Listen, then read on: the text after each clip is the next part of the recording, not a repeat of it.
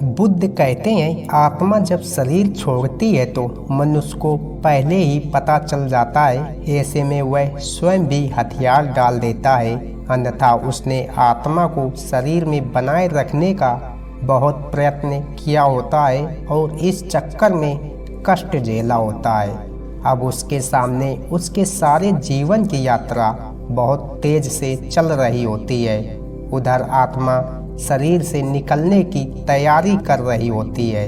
इसलिए शरीर के 5 प्राण एक मिथ प्राण को छोड़कर शरीर से बाहर निकलना आरंभ कर देते हैं। ये प्राण आत्मा से पहले बाहर निकलकर आत्मा के लिए सूक्ष्म शरीर का निर्माण करते हैं, जो कि शरीर छोड़ने के बाद आत्मा का वाहन होता है। मिथ प्राण पर सवार होकर आत्मा शरीर से निकलकर इसी सूक्ष्म शरीर में प्रवेश कर जाती है।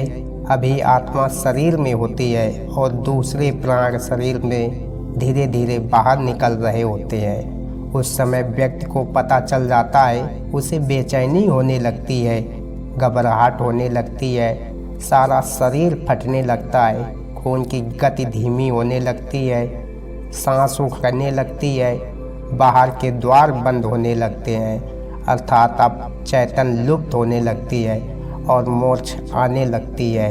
चैतन ही आत्मा के होने का संकेत है और जब आत्मा ही शरीर छोड़ने को तैयार है तो चैतन को तो जाना ही है और वह मूर्छित होने लगता है। बुद्धि समाप्त हो जाती है और किसी अनजाने लोक में प्रवेश की अनुभूति होने लगती है। यह चौथा आयाम होता है और फिर मोक्ष आ जाती है और आत्मा एक झटके से किसी भी खुली इंद्रिय से बाहर निकल जाती है।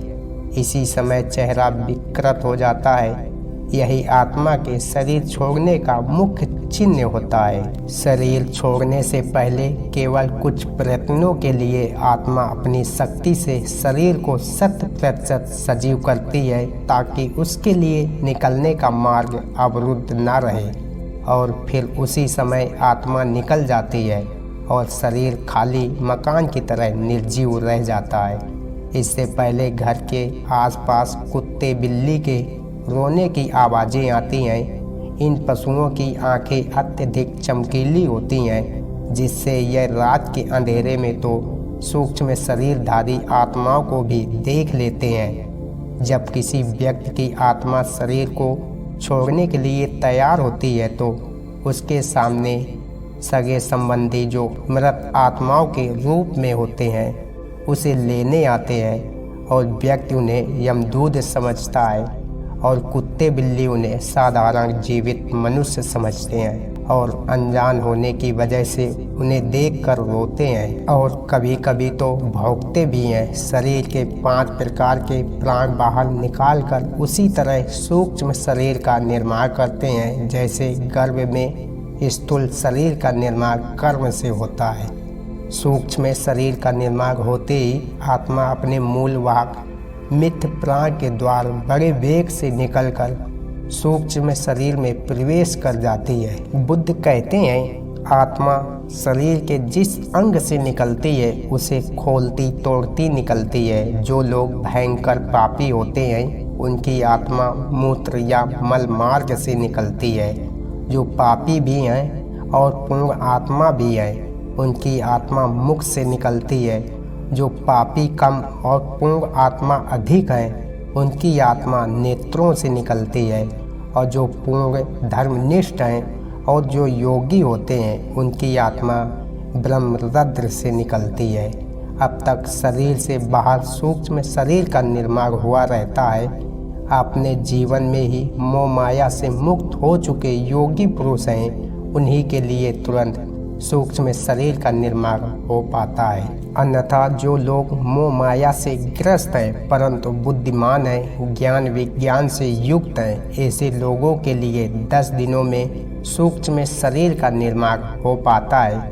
हिंदू धर्म शास्त्र में 10 गात्र का श्राद्ध और अंतिम दिन मृतक का श्राद्ध करने का विधान इसलिए है कि 10 दिनों में शरीर के 10 अंगों का निर्माण इस विधान से पूर्ण हो जाए और आत्मा को सूक्ष्म शरीर मिल जाए।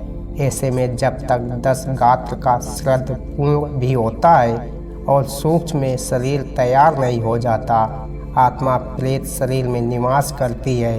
अगर किसी कारणवश ऐसा नहीं हो पाता तो आत्मा प्रेत योनि में भटकती रहती है।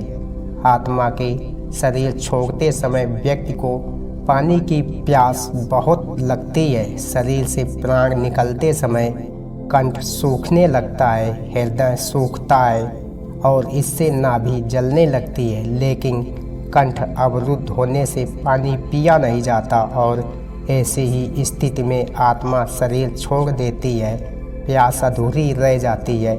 इसलिए अंतिम समय में मुख में गंगा जल डालने का विधान है। इसके बाद आत्मा का अगला पड़ाव होता है शमशान का पीपल। यहाँ आत्मा के लिए यमघाट बंधा होता है जिसमें पानी होता है। यहाँ प्यासी आत्मा यमघाट से पानी पीती है जो उसके लिए अमृत तुल्य होता है। इस पानी से अमृत तृप्ति का अनुभव करती है। हिंदू धर्म शास्त्रों में विधान है कि मृतक के लिए यह सब करना होता है ताकि उसकी आत्मा को शांति मिले।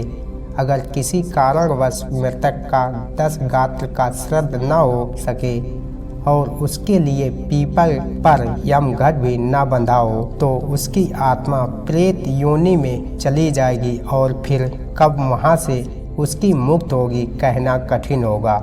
हाँ, कुछ उपाय अवश्य हैं। पहले तो यह है कि किसी के अंतिम संस्कार होने के समय से लेकर 13 दिन तक निरंतर मन में नमो बुद्धाय का उच्च स्वर में जप अथवा कीर्तन किए जाएं और जो संस्कार बताए गए हैं उनका पालन करने से मृतक भूत प्रेत की योनि नरक जाने से बच जाएगा। मन के दायरे से बाहर निकलकर सचेत होकर जीवन को जिए, ना कि मन के अधीन होकर। यह शरीर बार बार नहीं मिलता। जीवन का एक एक पल जो जीवन का गुजर रहा है वह कभी वापस नहीं मिलेगा। इसमें जितना अधिक हो बुद्ध का स्मरण जप करते रहे। हर पल जो भी काम करो वह बहुत सोच समझ कर करें, क्योंकि कर्म परछाई की तरह मनुष्य के साथ रहते हैं। इसलिए सदा शुभ कर्मों की शीतल छाया में रहे। वैसे भी कर्मों की ध्वनि शब्दों की ध्वनि से अधिक ऊंची होती है। सदा कर्म सोच विचार कर करें। जिस प्रकार से बंदूक से गोली निकल जाने पर वापस नहीं आ सकती, इसी प्रकार जो कर्म आपने किए हैं वह वापस नहीं आ सकती। इसलिए जितना हो सके आप अच्छे से अच्छे कर्म करें। धन्यवाद दोस्तों।